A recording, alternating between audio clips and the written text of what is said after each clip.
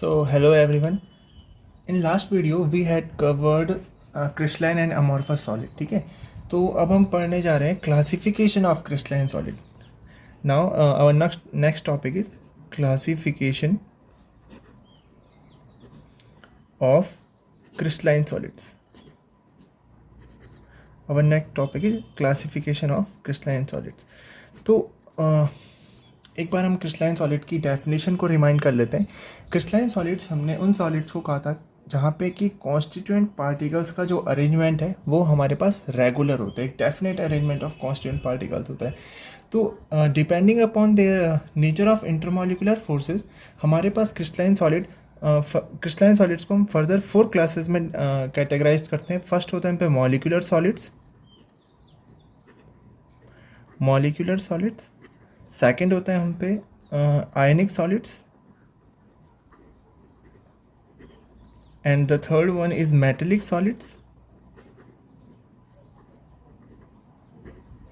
And fourth one is covalent बोल सकते हैं या फिर इनको हम एंड नेटवर्क सॉलिड्स भी हम इनको बोलते हैं. ठीक है, कोवेलेंट एंड नेटवर्क सॉलिड्स. तो देखो, अगर हम इनकी सिंपल डेफिनेशन की बात करें तो इनके नाम से ही हमें क्लियर हो रहा है. जैसे कि मॉलिक्यूलर सॉलिड्स है, तो molecular solids are those solid in which constituent particles are molecules. यहाँ पे हम अभी इनके कॉन्स्टिट्यूएंट पार्टिकल्स की बात करें तो मॉलिक्यूलर सॉलिड वो होते हैं जहाँ पे कि कॉन्स्टिट्यूएंट पार्टिकल्स क्या होते हैं, मॉलिक्यूल्स होते हैं. आयनिक सॉलिड्स में क्या होंगे, पॉजिटिव एंड नेगेटिव आयंस. ठीक है, आयनिक सॉलिड्स में कॉन्स्टिट्यूएंट पार्टिकल्स क्या होते हैं, पॉजिटिव एंड नेगेटिव आयंस यहाँ पे कॉन्स्टिट्यूएंट पार्टिकल्स होते हैं. मेटेलिक सॉलिड्स क्या होते हैं, मेटेलिक सॉलिड्स वो सॉलिड्स होते हैं जहाँ पे कि positive ions are immersed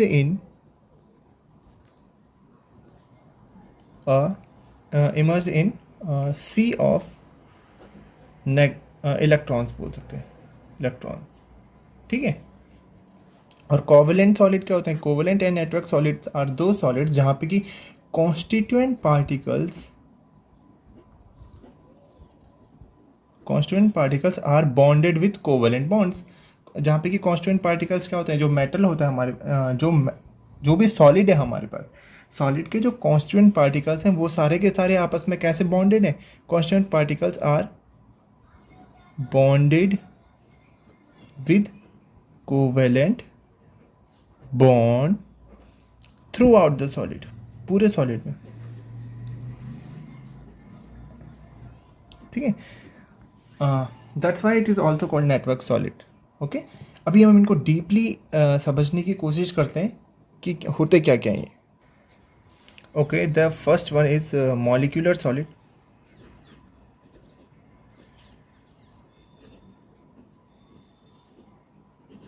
molecular solid में क्या होता है, कॉन्स्टिट्यूएंट पार्टिकल्स क्या होते हैं, यहाँ पे molecules are the constituent particles. Molecules are the constituent particles. ठीक है, यहाँ पे जो कॉन्स्टिट्यूएंट पार्टिकल्स होते हैं वो क्या होते हैं, मॉलिक्यूल्स होते हैं. अभी हमने वी नो जो कॉन्स्टिट्यूएंट मॉलिक्यूल्स होते हैं हम पे 3 टाइप्स के होते हैं, polar molecules, non polar molecules and hydrogen bonded molecules. तो इसी के बेसिस पे हम मॉलिक्यूलर सॉलिड्स को फर्दर क्लासीफाई करते हैं as non polar solids, non polar solids. अब देखिए, नॉन पोलर सॉलिड्स में क्या आएगा, ऐसे मॉलिक्यूलर सॉलिड जिनके जो कॉन्स्टिट्यूएंट पार्टिकल्स हैं या तो वो नॉन पोलर हैं या फिर वो क्या बोलते हैं इनको, नोबल गैसेस हैं. ठीक है, कॉन्स्टिट्यूएंट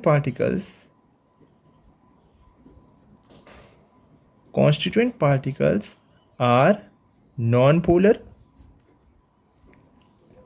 और noble gases. Okay, noble gases. अच्छा, अगर हम इनके एग्जांपल्स देखें, एग्जांपल क्या हो जाता है, CO2 is a non polar molecule. और हम नोबल गैसेस के एग्जांपल ले लेते हैं, solid argon, solid helium etcetera. These are the examples of non polar solids. ठीक है, और इनकी कुछ प्रॉपर्टीज़ देख लेते हैं। ये क्या होते हैं, जनरली सॉफ्ट होते हैं, ठीक है। इनका जो मेल्टिंग पॉइंट होता है वेरी लो मेल्टिंग पॉइंट होता है, इनका वेरी लो मेल्टिंग पॉइंट होता है। और जनरल लो मेल्टिंग पॉइंट होने की वजह से जनरली ये लिक्विड या फिर गैसेस स्टेट में ही एग्जिस्ट करते हैं एट रूम टेम्परेचर, ठीक है। यूजुअली लिक्विड और गैसेस एट रूम टेम्परेचर पे ये क्या होता है, जनरली लिक्विड फॉर्म में होंगे या फिर गैसेस फॉर्म में होंगे। अगर हम इनकी इलेक्ट्रिकल कंडक्टिविटी की बात करें तो दे आर नॉन कंडक्टर्स। क्यों, अभी बताइए आप क्यों होते हैं नॉन कंडक्टर्स? क्योंकि किसी भी चीज़ की कंडक्टिविटी के लिए या तो उसमें फ्री आयंस होने चाहिए या फिर वहाँ पे इलेक्ट्रॉन्स का मूवमेंट होना चाहिए। अभी हमने देखा कि ये मॉलिक्यूल तो न्यूट्रल है, ठीक है, और मॉलिक्यूल न्यूट्रल है और ना ही यहाँ पे क्या है, फ्री इलेक्ट्रॉन्स है। तो that's why they are non conductors of electricity. इसका हम रीज़न भी दे लेते हैं, because they consist of neutral molecules. They consist of neutral molecules in solid form as well as in dissolved form, okay, as well as in dissolved form या फिर state। Next जो हमारे पास इनकी प्रॉपर्टी होती है, ये सारे के सारे क्या होते हैं, वॉलेटाइल होते हैं। वॉलेटाइल का मतलब क्या होता है कि जब हम इन्हें हीट करते हैं तो ये डायरेक्टली गैसेस फॉर्म में कन्वर्ट हो जाते हैं, okay. They are volatile solids and have low enthalpy of vaporization। Low enthalpy of vaporization होने का मतलब है कि इनको हम थोड़ा सा भी हीट करेंगे तो तुरंत इनका वेपराइजेशन हो जाएगा, ठीक है। जैसे कि अगर हम अभी बात करें आइस की, तो आइस को अगर हम हीट करते हैं तो पहले वो लिक्विड में कन्वर्ट होता है, पहले वो वाटर फॉर्म में आता है, देन उसके बाद उसका वेपराइजेशन होता है, ठीक है। तो नॉन पोलर मॉलिक्यूलर सॉलिड्स में ऐसा नहीं होता, ठीक है। इन वॉलेटाइल होते हैं और जैसे इनकी एंथैल्पी ऑफ वेपराइजेशन होती है बहुत कम होती है। दैट्स वाई जब हम इन्हें हीट करते हैं तो डायरेक्ट इनकी वेपर्स बन जाती हैं, ओके। नेक्स्ट जो हमारे पास मॉलिक्यूलर सॉलिड का टाइप आता है वो होते हैं polar molecular solid. Again from the नाम से हमें इसका पता चल रहा है, ऐसे मॉलिक्यूलर सॉलिड जिनके जो कॉन्स्टिट्यूएंट पार्टिकल्स होते हैं they are polar in nature, ठीक है।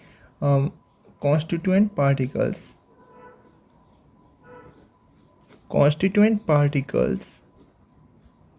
क्या होंगे, आर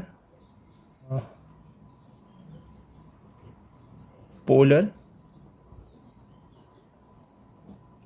कोवेलेंटली बॉन्डेड, ठीक है। इनके जो कॉन्स्टिट्यूएंट पार्टिकल्स होते हैं वो कैसे होते हैं, पोलर होते हैं नेचर में और कोवेलेंटली आपस में बॉन्डेड होते हैं। इसके एग्जांपल्स हो जाएंगे इसके हमारे पास सॉलिड HCl, सॉलिड SO2 और भी जितने पोलर सॉलिड्स आपको पता है, सॉलिड NH3 एट्सेट्रा, ठीक है। इनकी हम प्रॉपर्टीज़ देख लेते हैं। प्रॉपर्टीज़ क्या होते हैं, ये भी सॉफ्ट होते हैं नेचर में, they are soft and non conductor of electricity,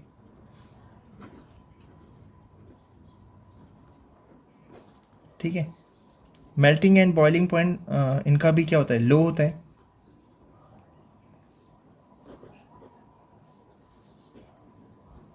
low melting and boiling point,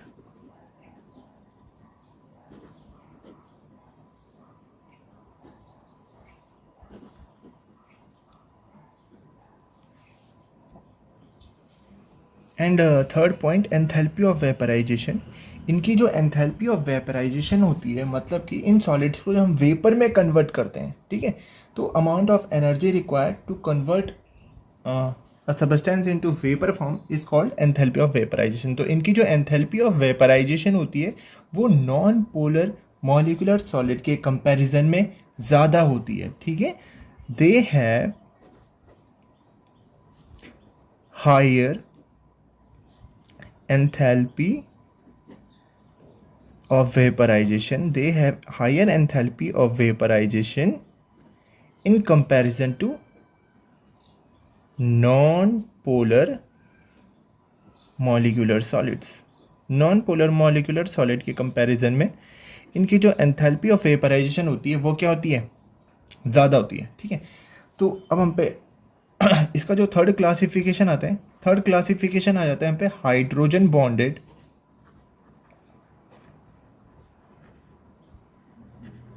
molecular solid.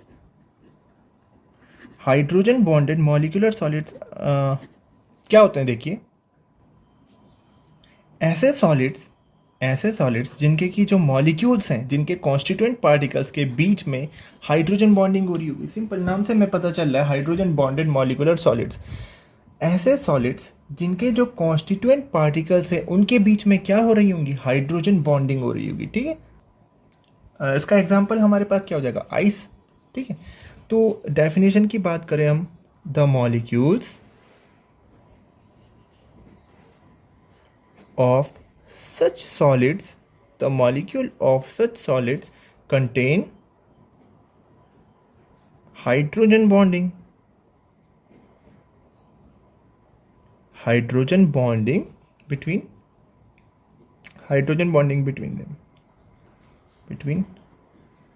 them. और इसका एग्जाम्पल क्या हो जाएगा हमारे पास, इसका एग्जाम्पल हो जाता है हमारे पास आइस.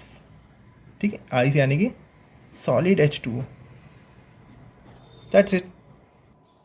तो अभी अगर हम इनकी प्रॉपर्टीज़ के बारे में बात करें, हाइड्रोजन बॉन्डेड मॉलिक्यूलर सॉलिड की अगर हम प्रॉपर्टीज़ के बारे में बात करें तो क्या होता है, दे आर जनरली, ये क्या होते हैं, जनरली वॉलेटाइल लिक्विड होते हैं या फिर सॉफ्ट सॉलिड्स होते हैं. ठीक है, दे आर जनरली या तो ये वॉलेटाइल लिक्विड होते हैं, they are generally volatile liquids होंगे, या फिर वॉलेटाइल लिक्विड्स को ही हम सॉफ्ट सॉलिड्स भी बोलते हैं. ठीक है, क्योंकि अभी हम सॉलिड्स का क्लासिफिकेशन कर रहे हैं तो अभी आप कंफ्यूज हो सकते हैं कि ये लिक्विड कहाँ से आ गए, वॉलेटाइल लिक्विड हम तो सॉलिड के लिए पढ़ रहे थे. तो सॉफ्ट सॉलिड्स को ही हम वॉलेटाइल लिक्विड भी बोलते हैं. ठीक है, they are generally soft solids under room temperature. Room temperature पे क्या होते हैं, बहुत ज़्यादा सॉफ्ट होते हैं. इतने सॉफ्ट होते हैं कि अगर हम इनको हल्का सा हीट करें तो ये तुरंत वेपर्स में कन्वर्ट हो जाते हैं. ठीक है, अगर इनकी कंडक्टिविटी की बात करें तो they are also non conductors. ठीक है, non conductors of electricity. They are also non conductors of electricity. और अगर हम इनके मेल्टिंग एंड बॉइलिंग पॉइंट की बात करें तो क्योंकि यहाँ पे हाइड्रोजन बॉन्डिंग हो रही है तो मॉलिक्यूल्स क्या होंगे, टाइटली पैक्ड होंगे आपस में. और टाइटली पैक्ड होने की वजह से इनको दूर दूर करना क्या हो जाता है, मुश्किल हो जाता है. तो that's Y their melting and boiling point, their melting and boiling points are generally higher. उन दोनों से क्या होते हैं, अभी जो हमने पिछली दो क्लासेस पढ़ी थी उनसे क्या होता है, इनके मेल्टिंग एंड बॉइलिंग पॉइंट क्या होते हैं, हायर होते हैं, higher than those of non-polar molecular solids and polar molecular solids. Okay, so that was all about molecular solid. उसके बाद हमारे पास, तो देखिए हम क्रिस्टलाइन सॉलिड्स का क्लासिफिकेशन पढ़ रहे थे. ठीक है, उसमें हमने फर्स्ट टाइप पढ़ा था मॉलिक्यूलर सॉलिड, जिसको हमने फर्दर 3 क्लासेस में कैटेगराइज करा, polar solids, polar molecular solid, non polar molecular solids and hydrogen bonded molecular solid. तो it was all about molecular solid. अब हमारे पास क्रिस्टलाइन सॉलिड का जो नेक्स्ट टाइप आ जाता है वो आता है हम पे आयनिक सॉलिड्स. आयनिक सॉलिड्स। तो आयनिक सॉलिड्स क्या होते हैं? Ionic solids are those solid in which constituent particles क्या होते हैं हमारे पास? Positively and negatively charge ions.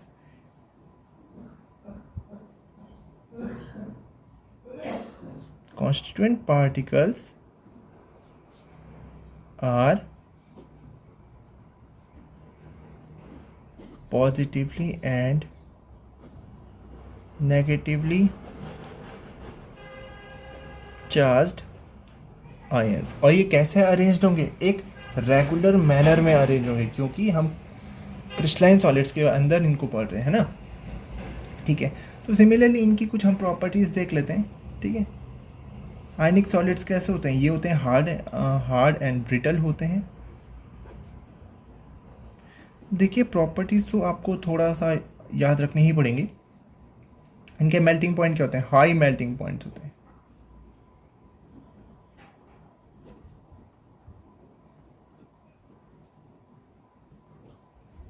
Next जो पॉइंट है हमारे पास, कंडक्टिविटी। ये काफ़ी इंटरेस्टिंग पॉइंट है। देखिए, आयनिक सॉलिड्स क्या होते हैं? सॉलिड स्टेट में तो ये टाइटली पैक्ड होते हैं। ठीक है, सॉलिड स्टेट में जो कॉन्स्टिट्यूएंट पार्टिकल्स होते हैं वो क्या होते हैं? टाइटली पैक्ड होते हैं and they are not free to move. So in solid state ionic solids are insulators, या फिर बोले नॉन कंडक्टर्स। ठीक है, but when they are dissolved in some solvent, या फिर जब हम इनको वाटर में डिसॉल्व करते हैं तो जो कॉन्स्टिट्यूएंट पार्टिकल्स होते हैं वो क्या हो जाते हैं? फ्री हो जाते हैं। They are free to move. ठीक है, and due to movement of ions they conduct electricity. ठीक है, तो आयनिक सॉलिड्स होते हैं, अगर ये सॉलिड स्टेट में होंगे तो they are insulator, but when dissolved in water they act as conductor. तो इसलिए हम बोलेंगे they are a poor conductor of electricity. They are poor conductor of electricity and therefore are insulator in solid state।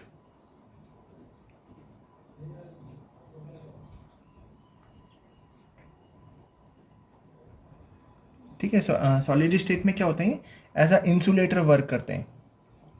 Because क्यों करते हैं? क्योंकि solid state में इनके जो कॉन्स्टिट्यूएंट पार्टिकल्स होते हैं they are not free to move, because in solid state ions are not free to move. Okay, but when dissolved in some solvent, but when dissolved in some solvent ये क्या करते हैं? Electricity को conduct करते हैं।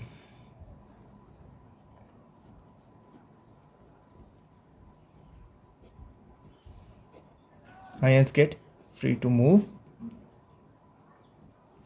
and conduct electricity.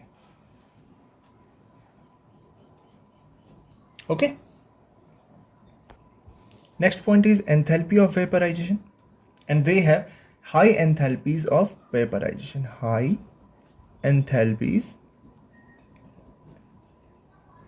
of vaporization.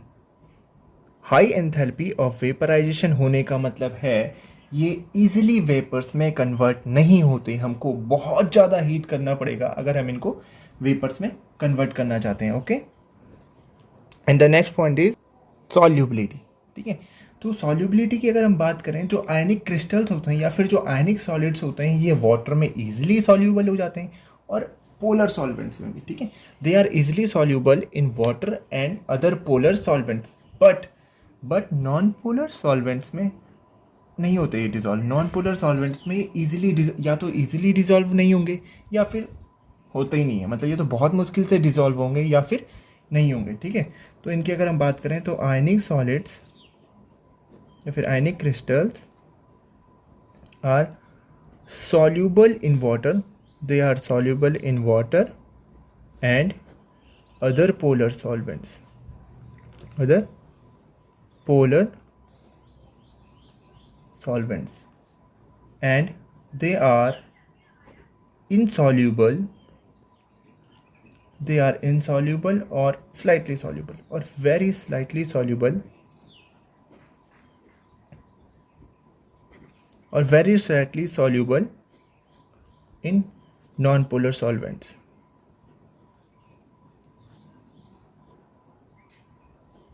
Such as किस किस में नहीं होते ये सॉल्वेंट, जैसे कि बेंजीन अगर हमारे पास सॉल्वेंट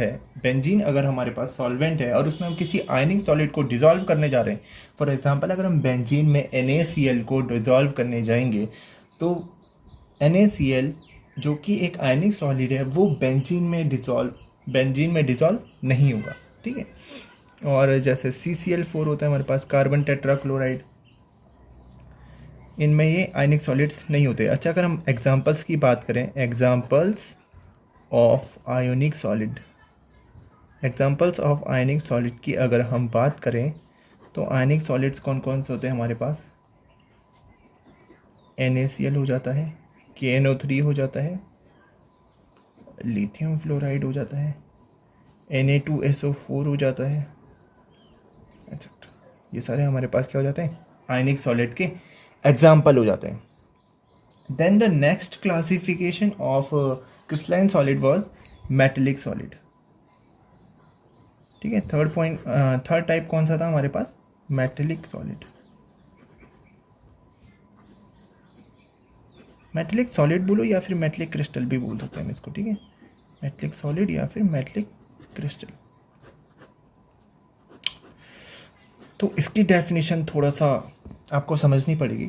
देखो, मेटेलिक सॉलिड्स वो ऐसे सॉलिड्स होते हैं, ऐसे क्रिस्टलाइन सॉलिड्स होते हैं जहाँ पे जो कॉन्स्टिट्यूएंट पार्टिकल्स होते हैं, यहाँ पे जो हमारे पास कॉन्स्टिट्यूएंट पार्टिकल्स होते हैं। अच्छा, मैं आपको डायग्राम से हम इसे एक्सप्लेन करते हैं।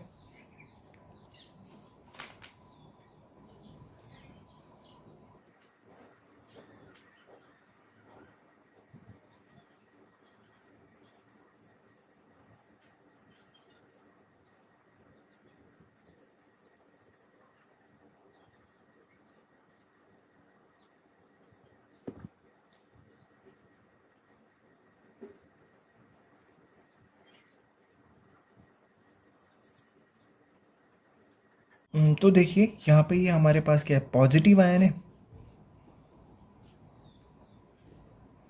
ये हमारे पास क्या है, पॉजिटिव आयन, और ये चारों तरफ से किससे घिरा हुआ है, इलेक्ट्रॉन्स से घिरा हुआ है, ठीक है। तो इसको बोल लेते हैं हम, ये जो बीच में हमारे पास, इसको बोल लेते हैं सी ऑफ इलेक्ट्रॉन्स, बहुत सारे इलेक्ट्रॉन्स है ना, तो इसको बोल लेते हैं हम sea of electrons, and this here we have positive ion. तो कुछ इस तरीके से हमारे पास मेटेलिक सॉलिड्स होते हैं। इनकी डेफिनेशन की बात करें तो क्या बोल सकते हैं, the constituent particles are positive ions. The constant particles are positive ions immersed in a sea of mobile electrons. ठीक है। मेटेलिक सॉलिड्स में क्या होता है, जो कॉन्स्टिट्यूएंट पार्टिकल्स होते हैं वो क्या होते हैं, ऐसे पॉजिटिव आयंस जो कि चारों तरफ से इलेक्ट्रॉन से घिरे हुए हैं, ठीक है। यानी कि आप ऐसा समझ सकते हैं कि जैसे समुद्र में हम एक पत्थर डाल देते हैं तो चारों तरफ क्या होगा, पानी, पत्थर के चारों तरफ क्या होगा, पानी। तो उसी तरीके से इलेक्ट्रॉन्स का एक गुच्छा कह लीजिए, या फिर इलेक्ट्रॉन्स का समुद्र है, जिसमें कि हमने एक पॉजिटिव आयंस को डाल दिया, कुछ पॉजिटिव आयंस को। तो अब जो पॉजिटिव आयंस होगा वो चारों तरफ से किस चीज़ से घिरा होगा, इलेक्ट्रॉन से घिरा होगा। तो इस तरीके का सॉलिड्स जहाँ पे कि कॉन्स्टिट्यूएंट पार्टिकल्स पॉजिटिव आयंस होता है और वो चारों तरफ इलेक्ट्रॉन से घिरा हुआ होता है, ऐसे टाइप के सॉलिड्स को हम क्या बोलते हैं, मेटेलिक सॉलिड्स बोलते हैं। अभी हम अगर इनकी मेटेलिक सॉलिड्स की प्रॉपर्टीज़ की बात करें तो जो मेटेलिक सॉलिड्स होते हैं ये हार्ड भी हो सकते हैं एज वेल एज सॉफ्ट भी हो सकते हैं, ठीक है। ये हार्ड भी हो सकते हैं और सॉफ्ट भी हो सकते हैं। They may be hard as well as soft, okay. Conductors की बात करें तो we all know metals are good conductor of electricity, heat and electricity, ठीक। Good conductor of heat and electricity. ठीक है, इनकी अब मेटलिक प्रॉपर्टीज तो होंगी, मेटलिक लस्टर होता है इन पे एंड कलर होता है। ठीक है,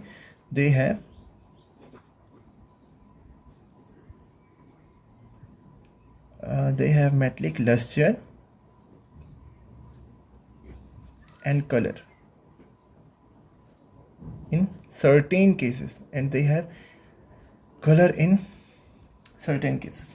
malleable and ductile होते हैं, इनकी डेफिनेशन हम अभी नहीं डिस्कस करेंगे, ये आप लोग जानते हैं। malleable and ductile होते हैं। और यहाँ पे एक इम्पॉर्टेंट पॉइंट आने वाला है, इसको हम इम्पॉर्टेंट पॉइंट बोल लेते हैं। यहाँ पे जो कॉन्स्टिट्यूएंट पार्टिकल्स हैं उनके बीच में लगने वाला जो फोर्स है, ठीक है, forces present between metal ions are metallic bond। ये काफ़ी इंपॉर्टेंट पॉइंट है और काफ़ी बार एग्जाम में पूछा भी गया है। ठीक है, जो मेटेलिक सॉलिड्स होते हैं, मेटेलिक सॉलिड्स के जो कॉन्स्टिट्यूएंट पार्टिकल्स हैं क्या हैं, मेटल आयंस, उनके बीच में जो लगने वाला फोर्स ऑफ अट्रैक्शन है उनको हम क्या बोलते हैं, मेटेलिक बॉन्ड बोलते हैं। इनके एग्जाम्पल क्या हो जाते हैं, एग्जाम्पल बोले तो कॉमन जितने भी हमारे पास मेटल्स होते हैं, निकल हो गया, कॉपर हो गया और एलॉयज, जो हमारे पास एलॉयज होते हैं वो सब इसमें आ जाते हैं। ठीक है, नेक्स्ट जो हम पे क्लासिफिकेशन था क्रिस्टलाइन सॉलिड का, हमने क्लासिफिकेशन स्टार्ट करा था। फर्स्ट हमने पढ़ा था molecular solid and molecular solid का फर्दर क्लासिफिकेशन। नेक्स्ट हमने पढ़ा आयनिक सॉलिड्स, उसके बाद अभी हमने डिस्कस करा metallic solids and the last class is covalent solid. Covalent solid बोले या फिर नेटवर्क सॉलिड, कोवेलेंट एंड और स्लैश कर लेते हैं, कोवेलेंट और नेटवर्क सॉलिड। ठीक है, दोनों एक ही चीज़ है, कोवेलेंट सॉलिड्स बोलो या फिर नेटवर्क सॉलिड्स बोलो। तो इनकी डेफिनेशन हम देखी थी। कोवेलेंट सॉलिड्स ऐसे सॉलिड्स होते हैं जिनके की कॉन्स्टिट्यूएंट पार्टिकल्स क्या होते हैं, एटम्स होते हैं, और वो आपस में कैसे लिंक्ड होते हैं, कोवेलेंट बॉन्ड से। ठीक है, कॉन्स्टिट्यूएंट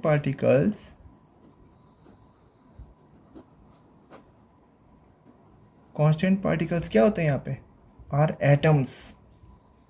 ठीक है, which are linked together by continuous covalent bonds throughout the solid। Okay, covalent solids में जो कॉन्स्टिट्यूएंट पार्टिकल्स होते हैं वो हमारे पास एटम्स होते हैं, और वो आपस में कैसे बॉन्डेड होते हैं, कोवेलेंटली बॉन्डेड होते हैं, सिंपल। नेक्स्ट हम बात करें इनकी प्रॉपर्टीज़ की, तो कोवेलेंट सॉलिड्स क्या होते हैं हमारे पास, कोवेलेंट क्रिस्टल हमारे पास जनरली हार्ड होते हैं। ठीक है, कोवेलेंट सॉलिड्स आर हार्ड होते हैं। ठीक है, कंडक्टर्स की अगर हम बात करें तो जितने भी कोवेलेंट सॉलिड्स होते हैं वो सारे के सारे कैसे होते हैं, सारे के सारे हमारे पास या तो पुअर कंडक्टर ऑफ इलेक्ट्रिसिटी होते हैं या फिर इंसुलेटर्स होते हैं। तो यहाँ पे हम इंसुलेटर्स लिख लेते हैं। ठीक है, नेक्स्ट प्रॉपर्टी अगर हम बात करें इनके मेल्टिंग पॉइंट की, तो इन सब का जो कोवेलेंट सॉलिड्स होते हैं इनका मेल्टिंग पॉइंट क्या होता है, एक्सट्रीमली हाई होता है, बहुत ज़्यादा हाई होता है, एक्सट्रीमली हाई मेल्टिंग पॉइंट, बहुत ज़्यादा मेल्टिंग पॉइंट होता है इनका, मेल्टिंग पॉइंट होता है। और extremely high enthalpy of fusion भी क्या होती है, बहुत ज़्यादा हाई होती है, extremely high melting point as well as high enthalpy of fusion.